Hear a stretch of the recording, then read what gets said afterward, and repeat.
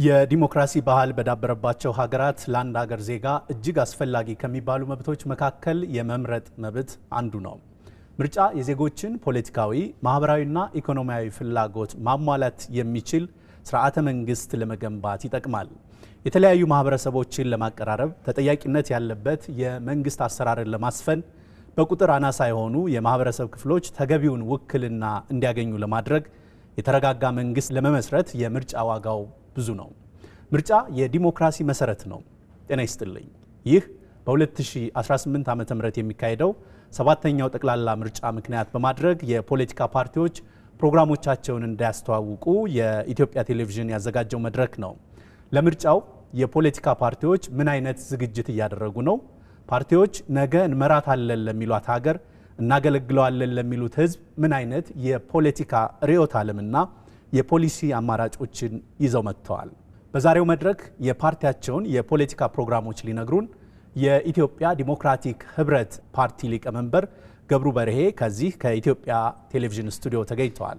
ተመልካቾቻችን አብራችሁ እንድትቆዩ ጋብዘናቸዋል። ጤና ይስጥልኝ አቶ ገብሩ። ጤና ይስጥልኝ። እንኳን ደህና መጡ። እንኳን ደህና ቆዩ።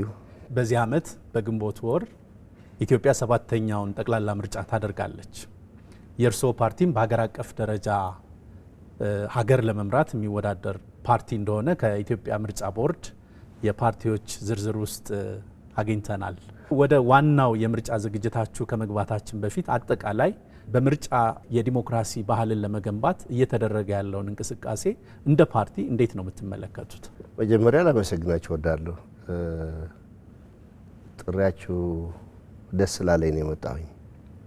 አጠቃላይ የአንድ ሀገር ሰላም፣ ዲሞክራሲያዊ እንቅስቃሴዎችም ተግባር ላይ እንዲሆን በቅንነት መቅረብና ለውይይት መዘጋጀት ነው። ፓርቲያችን ሁል ጊዜ አባሎቹ ሰላማዊና ዲሞክራሲያዊ እንቅስቃሴዎች እንዲያካሂዱ ከፍተኛ ጥረት ያደርጋል። ለዚሁም ነው ከተመሰረተ ከ1967 ዓ.ም ጀምሮ እስካሁን ድረስ አንድ ቀን በመጥፎ ድርጊት ያልተገለጸ፣ ያልተከሰሰ፣ ያልተወነጀለ ሰላም ያስቀድማል ድርጅታችን። ሰላማዊ ሆነ ስትገኝ ነው የሚገኘው። ሰላም በናፍቆት ብቻ ሳይሆን በተግባር ነው የሚታየው ወይም የሚገኘው። ስለዚህ ለሀገራችን ሰላም እንዲሰፍን ደግሞ ድርሻችንን እንወጣለን። ምክንያቱም አባሎቻችን ሰላማዊ እንቅስቃሴ ደግፈው የሚጓዙ ከሆነ ለአካባቢያቸውና ለማህበረሰቡ አርአያ ናቸው የሚሆኑ። ብርቅዬ ኢትዮጵያውያንም መስዋዕት ከፍለዋል። አንቱ የሚባሉ ጀግኖችም የዚህ ድርጅት አመራር ሆነው መስዋዕት የከፈሉ ጀግኖች አሉ። አሁንም በህይወት የእድሜ ባለጸጋዎች ሆነው የሚገኙ አሉ። በሀገራቸው ኮርተው ነው የሚኖሩ። ስለዚህ ሰላም ሁላችንን መፈለግ ግን አለብን። ዲሞክራሲ ሂደት ነው። የዲሞክራሲ ስርዓትን ለማስፈን ደግሞ የተለያዩ ተግባራት ይከናወናሉ። ከነዚህ መካከል አንደኛው ምርጫ ነው። ነፃ፣ ፍትሃዊ፣ ጊዜውን የጠበቀ ምርጫ ማድረግ ለአንድ ሀገር የዲሞክራሲ ስርዓት ግንባታ መሰረት እንደሆነ እንግዲህ በዚህ ዘርፍ የተጠኑ ጥናቶችም ሳይንሱም ያሳያል። ስለዚህ እዚህ ሀገር ውስጥ ዲሞክራሲን ለማስፈን ምርጫዎችን ማድረግ ምን ያህል ወደፊት ለምትገነባ ኢትዮጵያ መሰረት ይጥላል የሚለውን ነው ሀሳብ እንዲሰጡበት የፈለግኩኝ። ምርጫ በመሰረቱ የሀሳብ የበላይነትን መቀበል ነው። ለምርጫ የሚዘጋጁ ፓርቲዎችም ሆነ የሚያዘጋጅ መንግስት ራሱ ዲሞክራሲያዊነቱን የሚገልጽበት መንገድ ማሳያ ነው። አንድ ሀገር ደግሞ በአሁኑ ጊዜ በአንድ ግለሰብ ወይም በተወሰኑ ግሩፕ የሚተዳደር የለም። ኦልሬዲ ጊዜው አልፎበታል። ፋሽኑ 21 ክፍለ ዘመን ነው የደረስነው። ስለዚህ ህዝብ ራሱ መራጮቹ መሪዎቹ የሚመርጥበት ትክክለኛ መንገድ ማስቀመጥ ተገቢ ነው። ስለዚህ ውጤት አለው፣ ጥሩ ነው። ዞሮ ዞሮ ምርጫ ግን ለአንድ ሀገር ዋስትና ነው ብለን ነው የምናስቀምጠው። ለአንድ ህብረተሰብ ዋስትና ነው ብለን ነው የምናስቀምጠው። ምክንያቱም መሪዎች ይመርጣል፣ ባላስፈለጉት ጊዜ ደግሞ መሪዎችን ያነሳል። ስልጣን ማን ላይ ነው ያለው? ስልጣን በህዝብ ላይ ነው ያለ ማለት ነው። ስለዚህ ምርጫ ለአንድ ሀገር ትክክለኛና ወሳኝ ነው ብለን ነው የምናስቀምጠው። የፖለቲካ ፓርቲዎች ለውድድር የሚመጡ ብቻ ሳይሆኑ በአንድ ሀገር ሁለንተናዊ እንቅስቃሴ ውስጥ በፖለቲካውም በኢኮኖሚውም በማህበራዊ ጉዳይም ላይ አሻራቸውን የማስቀመጥ ኃላፊነት አለባቸው። እስኪ እርስዎ የሚመሩት የኢትዮጵያ ዲሞክራቲክ ህብረት ፓርቲ ባለፉት 5 ዓመታት ውስጥ የት ነበር? አንድ የፖለቲካ ፓርቲ ሰላማዊ ዲሞክራሲያዊ ትግል አማራጭ ወስዶ ሲመጣ በ5 ዓመት አንድ ጊዜ ነው የስልጣን ባለቤት ለመሆን የሚፈካከረው። ስለዚህ 5 ዓመታት በሙሉ እየሰራን ነው የምንቆየው ማለት ነው። እጮቻችን የት ምን አይነት ሰዎች ናቸው መምጣት ያለባቸው? የማደራጀት አባላት የማብዛት ክልሎች ኦልሞስት እንደ ሀገር አቀፍ በሁሉም ክልል የመደራጀት መብት አለን። በየትኛው ክልል ነው መግባት ያለብን? ዘንድሮ ብንገባስ ምን አይነት እጮች መያዝ አለብን የሚለው 5 ዓመት ሙሉ እየሰራንበት ነው የቆየ ነው ማለት ነው። ለምሳሌ እኛ እንደ ድርጅት በ5 ዓመታት ውስጥ በአራቱም የደቡብ ክልሎች ቢሮዎች አሉን፣ እንቅስቃሴዎች አድርገናል። ቢሮዎች ብቻ ሳይሆን አባሎቻችን እየሰበሰብን የመንግስት አዳራሽ እየተጠቀምን የመንግስት አዳራሽ በሌለባቸው አካባቢዎች እየተከራየን አባሎቻችን እያሰለጠን ፖሊሳችን እንዲያውቁ አውቀው እንዲከተሉን አውቀው ለሌላውም እንዲያስተላልፉ ስለምንፈልግ የአካባቢ መስተዳድሮች መጥቶ መድረካችን እየከፈቱ ስልጠናዎች ስናካሂድ ነበረ ማለት ነው። በኦሮሚያም እንደዚሁ አድርገናል። አዲስ አበባም እንደዚህ አድርገናል። አማራ ክልል በተወሰነ መልኩ፣ ትግራይ ያው መሄድ አልቻልንም። ዞሮ ዞሮ ግን የተወሰኑ እንቅስቃሴዎች አድርገናል። ስለዚህ 5 ዓመት ሙሉ እያመረትን ነው የምንቆየው እኛ። ይሄን ነው ስንሰራ የቆየ ነው። ምክንያቱም ድምፅ የምናገኘው ከአባሎቻችን ነው። ድምፅ የምናገኘው አባሎቻችን በየአካባቢያቸው ተንቀሳቅሰው የማደራጀት ስራ ኦፕንሊ ሲሰሩ ነው። እኛ ደግሞ ፕሮግራማችን ነው የምንበትነው። መጀመሪያ ይሄ ፕሮግራም ያዋጣል የሚል አካል ይሳተፍ፣ ከኛ ጋር ይደግፈን፣ ይምረጠን፣ አባል ሆኖ የሚንቀሳቀስ የሚል መርህ ይዘን ነው ስንንቀሳቀስ የነበር። ከድርጅታዊ ስራዎቻችሁ ባሻገር በሀገራዊ ወሳኝ ጉዳዮች ላይስ ምን አይነት ተሳትፎ ስታደርጉ ቆይታችኋል? ችግኝ ተከላዎች እንሳተፋለን። የተሰሩ ነገሮችም እንጎብኙልን ሲለን እንጎበኛለን። በህዳሴ ግድብ አባሎቻችን ሁሉ አደራጅተን ቦንድ እንዲገዙ አድርገናል። ህዳሴ ግድብ የደርሰዋል፣ እኛ ራሳችን ሂደን እንድንጎበኝ አድርገናል።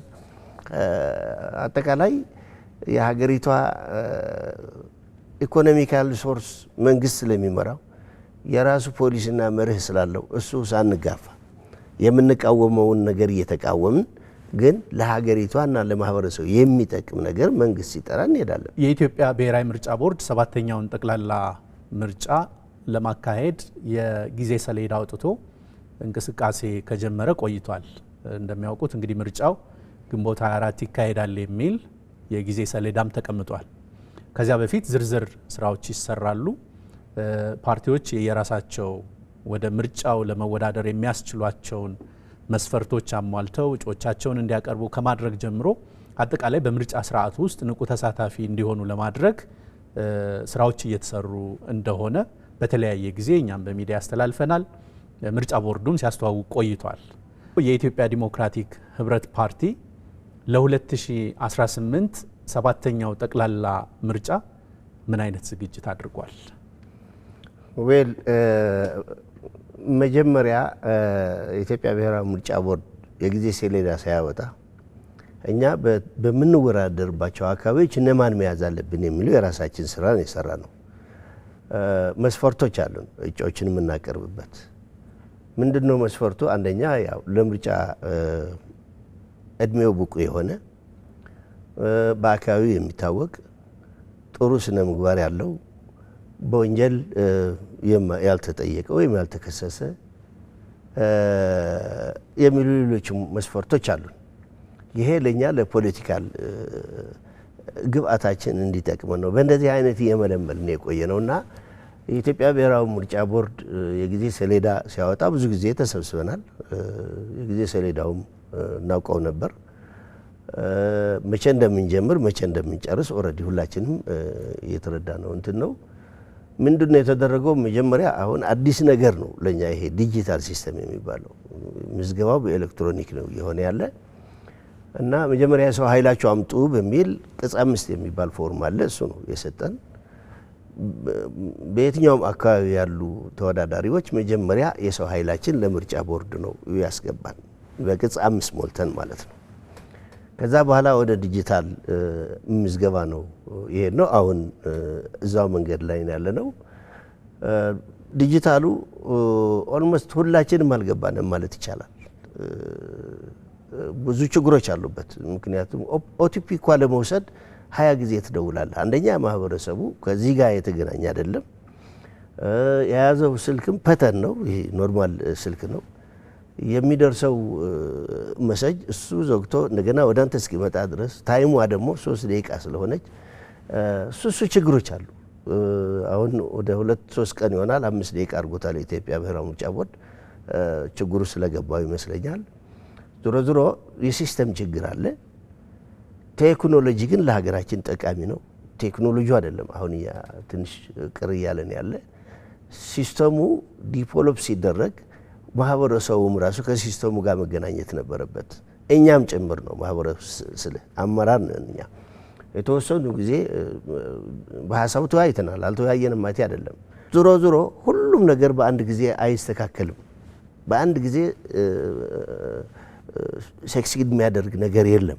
ከቴክኖሎጂ ጋር የተያያዙ ችግሮች ሲገጥሙ እንዲህ አይነት ችግሮች ገጥመውናል፣ እገዛ ያስፈልገናል ሲባል እገዛ የማድረግ ባህሉ የለም። ቀድሞ ስልጠና አልተሰጠም በዚያ ጉዳይ ላይ። ቀድሞ ስልጠና ተሰጥቶ ነበር፣ ግን አሁን የሲስተሙ ነው ችግሩ፣ የኔትወርክ ነው ችግሩ። ከቴክኖሎጂው አጠቃቀም ባሻገር እንደው አጠቃላይ በምርጫው አሸናፊ ለመሆን ፕሮግራሞቻችሁን ህዝብ እንዲገዛላችሁ ለማድረግ ተገቢ እጩዎችን ለማቅረብ ምን አይነት ዝግጅት ነው እያደረጋችሁ ያላችሁት? ሰላማዊና ዲሞክራሲያዊ በሆነ መንገድ አሸንፈን ሀገሪቷን መምራት የምንችልበት ፖሊሲ ይሄ ነው። ፕሮግራማችን ለማህበረሰቡ ማስጨበጥ ነው። አንድ እንድናሸንፍ ብቃት ያላቸው ተወዳዳሪዎች ማዘጋጀት ነው። 2 ምክንያቱም ነገ ሲረብሽ የነበረ ሰው ዛሬ ሽሞኛ አድርገህ ወይም ተመራጭ አድርገህ ስታስቀምጠው ራስ ቫልዩ ማጣት ነው። እሱ እንዳይሆን መጀመሪያ እጮቻችን ጽድት ያሉ አመለካከት ያላቸው ከማህበረሰቡ ጥሩ ግንኙነት ያላቸው የአካባቢ ተወላጆች ስንል ማህበረሰቡ ዲፕሊ የሚያውቃቸው ሰዎች ለማለት ፈልጌ ነው እና ኢትዮጵያዊ የሆነ ሙሉ ኢትዮጵያዊ የሆነ እነዚህን እየሰራን የቆየ ነው። እጩ የማስመዝገብ ስራ ጀምራችኋል ወይ? ምርጫ ኮሚቴው እየሰራ ነው። የኢትዮጵያ ዲሞክራቲክ ህብረት ምን አይነት የፖለቲካ ርዕዮተ ዓለም ይዞ መጥቷል? ምን አይነት የፖሊሲ አማራጮችን ነው ለህብረተሰቡ ለምርጫ ሊያቀርብ የተዘጋጀ የሚለውን ዘርዘር አድርገው ለመራጩ ማህበረሰብ ለተመልካቾች ማቅረብ ይችላሉ? ጥሩ ነው። ድርጅታችን በ1967 ዓመተ ምህረት ነው የተመሰረተው። የኢትዮጵያ ዲሞክራቲክ ህብረት የተመሰረተውም ህብረ ብሔር በሆኑ አመራሮች ናቸው። አንድ ብሔር ወይም አንድ ወጥ የሆነ ኃይል አይደለም የመሰረተው። ከመስራቾቹ ለምሳሌ ጀነራል ኢያሱ መንገሻ ኤርትራዊ ናቸው። የድርጅቱ ሊቀመንበር ናቸው የነበሩ። ልዑል ራስ መንገሻ ስዩም የትግራይ ሰው ናቸው፣ ምክትል ናቸው የነበሩ። ጀነራል ነጋ ተገኝ አማራ ናቸው፣ እሳቸውም ወታደራዊ አዛዥ ናቸው የነበሩ። አቶ ደረጀ ደሬሳ እሳቸው ደግሞ ኦሮሞ ናቸው፣ የድርጅቱ ዋና ጸሐፊ ናቸው የነበሩ። አመሰራረቱ ህብረ ብሔር ነው የነበረ ለማለት ፈልጌ ነው። ከዛ በተዋረድ እንቅስቃሴዎቻችን በትግራይ፣ በጎንደር፣ በጎጃም፣ በወሎ፣ በኦሮሚያ አካባቢዎች ከፍተኛ እንቅስቃሴዎች አድርገናል። ፕሮግራማችን ምንድን ነው? ፖሊሲያችን ምን ነበር? ወይም አይዲዮሎጂ የምንከተለው አይዲዮሎጂ ወደሚለው ስንመጣ እኛ በኢትዮጵያ ውስጥ የሊበራል ዲሞክራሲ የመጀመሪያ መስራቾች እኛ ነን ማለት ይቻላል። ለየት ያለ የሊበራል ዲሞክራሲ ስርዓት በሀገራችን ይበጃል ብለን አማራጭ ፖሊሲ ይዘን የመጣን ነው። እስቲ ነው እሱ ነው የኛ። አሁን በእርግጥ የሊበራሊዝም ምን አይነት ነው ወደሚለው ስንሄድ ብዙ ማስተካከያዎች አሉበት። ዞሮ ግን አሁንም የሊበራል ዲሞክራሲ ለሀገራችን ይበጃል የሚል አላማ ይዘን ነው የምንንቀሳቀሰው እና ይሄ ይመስላል ልዩነታችን ከሌሎች የፖለቲካ ፓርቲዎች። ፕሮግራማችን ለሀገር የሚጠቅም ነው። ሀገር ደግሞ ሁሉም ተባብሮ ነው ሊያድናትና ሊመራት የሚገባው። በፕሮግራማችን ከጊዜ ብዛት አኳያ ማስተካከል አለበት ብሎ የሚመጣ ኃይል ካለ በውይይት የሚያሳምነን ካለ ፖሊሶቻችንን እያስተካከልን እያረምን አፕቱዴት የሆኑ ስራዎች እየሰራን ለመሄድ ዝግጁ የሆን ፓርቲዎች ነን እኛ ማለት ነውና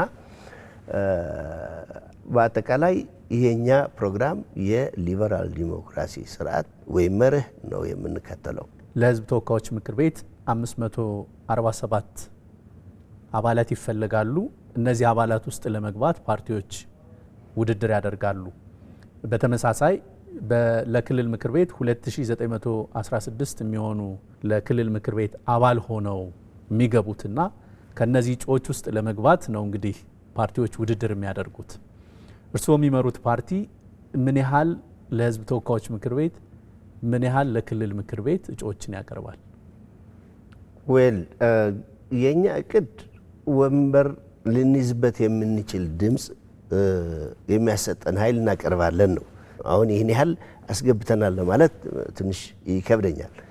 ዞሮ ግን አሁን እየተወዳደርን ያለን እኛ በኦሮሚያ በአራቱ ደቡብ ክልሎች በአዲስ አበባ በአማራ ክልልም በተወሰነ አካባቢዎች እየገባን ነው። በእርግጥ በሁሉም አካባቢ ሰላማዊ ሆነ ይሄዳል ወይ ወደፊት እናየዋለን፣ ምኞት አይደለም። ትግራይ ያው በዋናነት ትግራይ ነበረ የኛ መነሻ። የለም አንድ ቢሮ ብቻ ነው ያለን። በውድድሩም ሎካውት ሆኗል ኦልሬዲ። እስካሁን ድረስ የተጀመረ ነገር የለም። እንደዚህ አይነት ነገሮች ትንሽ ችግር ሊፈጥሩብን ይችላሉ። ማንወዳደርባቸው አካባቢዎች ሊኖሩ ይችላሉ በስፋት የምንንቀሳቀስባቸው ቢሆንም እና ይህን ያህል እናቀርባለን ብዬ መጨረሻው ሳናይ መናገሩ ትንሽ ይከብደኛል። እጩዎችን ስታቀርቡ ምን ያህል አካታችነትን ከግምት ውስጥ ታስገባላችሁ? አካታች ነው ፕሮግራሙ ራሱ ያስገድደናል እኛ። ምክንያቱም አካል ጉዳተኛ፣ ሴት፣ ወጣቶች መካተት አለባቸው ነው የሚለው በፕሮግራማችን። እነሱ ካላካተትን ጠያቂም ይኖራል ለኛ። ለምሳሌ የፓርቲው ትልቁ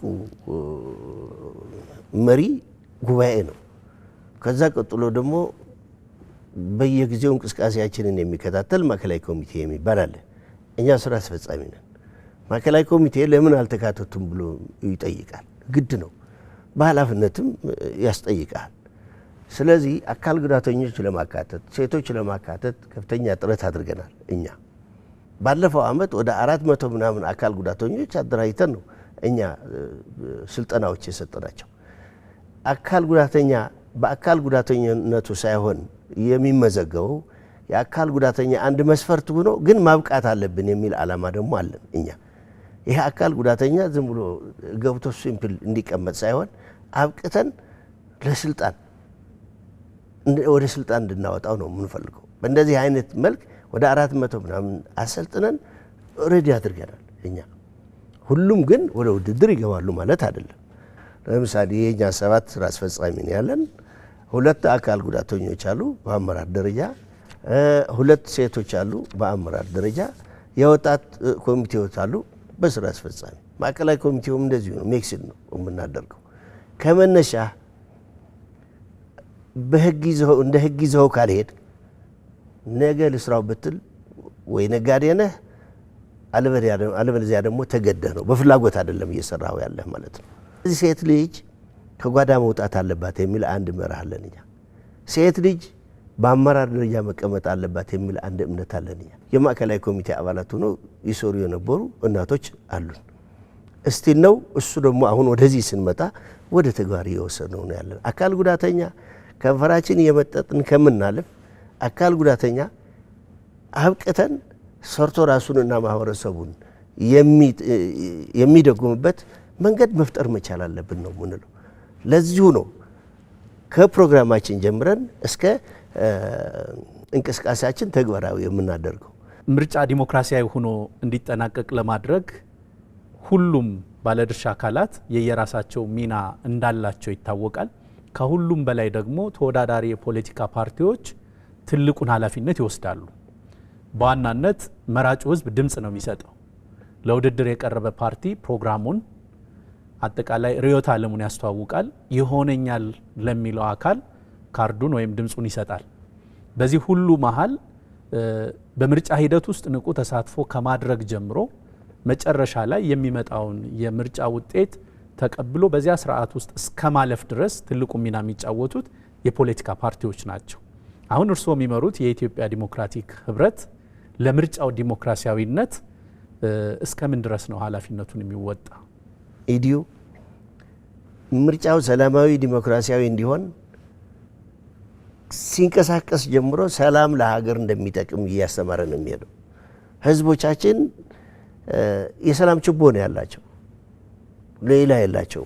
አባሎቻችን፣ ደጋፊዎቻችን ለዚሁ ነው። በየትኛውም አካባቢ ችግሮች እኮ ያጋጥማሉ፣ የሉም ማለት አይደለም። እንደ ኢዲ የተጨፈጨፈ እኮ የለም። እንደ ኢዲ እኮ ቀብር ቦታ የተከለከለ ፓርቲ የለም። እንደ ኢዲ እኮ ሲሞት እንዳይቀበር የተከለከለ በመንግስት የለም እኮ በድሮ ጊዜ። እንደዛም ሆነ ግን ወደ ግጭት አልገባንም። እኛ ወደ ምንድነው የገባነው? ወደ ውይይት።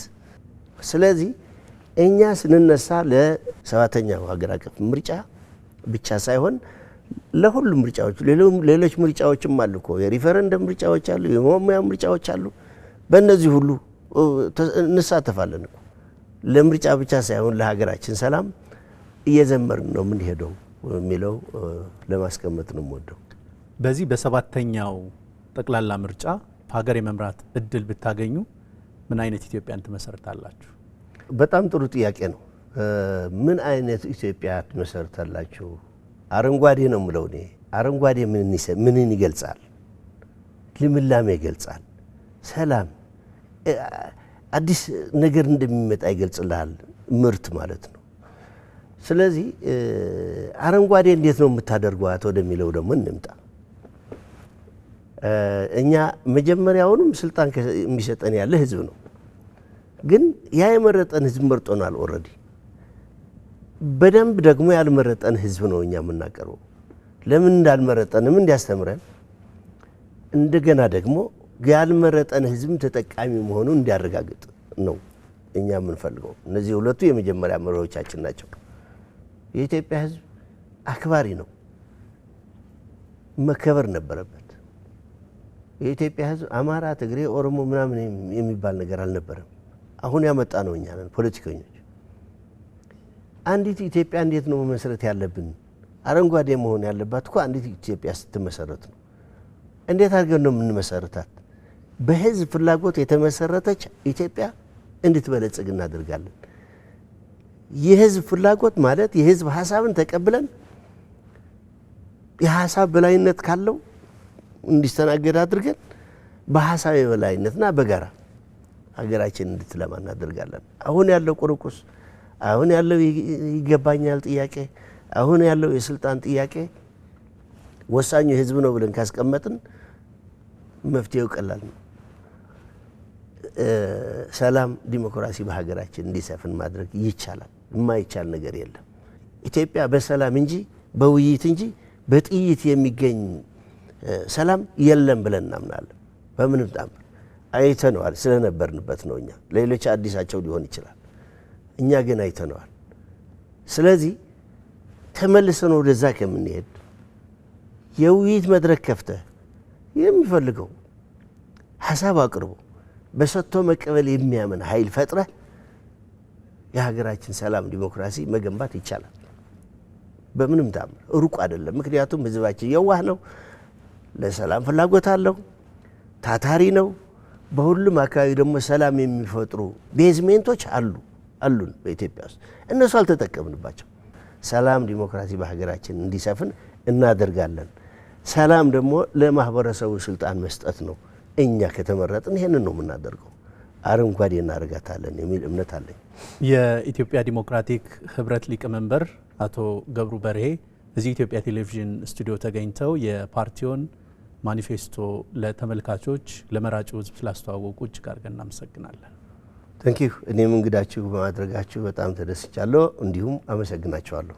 ውረት ይስጥልኝ። ሰባተኛውን ጠቅላላ ምርጫ ምክንያት በማድረግ ተፎካካሪ የፖለቲካ ፓርቲዎች ምን አይነት የፖሊሲ አማራጮችን ይዘው እንደመጡ ውይይት ያደረግንበት ፕሮግራምን ነበር ስትከታተሉ የቆያችሁት። በዛሬው ዝግጅታችንም የኢትዮጵያ ዲሞክራቲክ ህብረት ፓርቲ ሊቀመንበር አቶ ገብሩ በርሄ የድርጅታቸው ማኒፌስቶ አስተዋውቀዋል። በቀጣይ ሌሎች የፖለቲካ ፓርቲዎችም በዚሁ መድረክ እየተገኙ የፖለቲካ ፓርቲዎቻቸውን ያስተዋውቃሉ። ተመልካቾቻችን አብራችሁን ስለነበራችሁ እናንተንም እናመሰግናለን። ሀብታሙ ደምስ ውይይቱን መራው። ጤና ይስጥልን።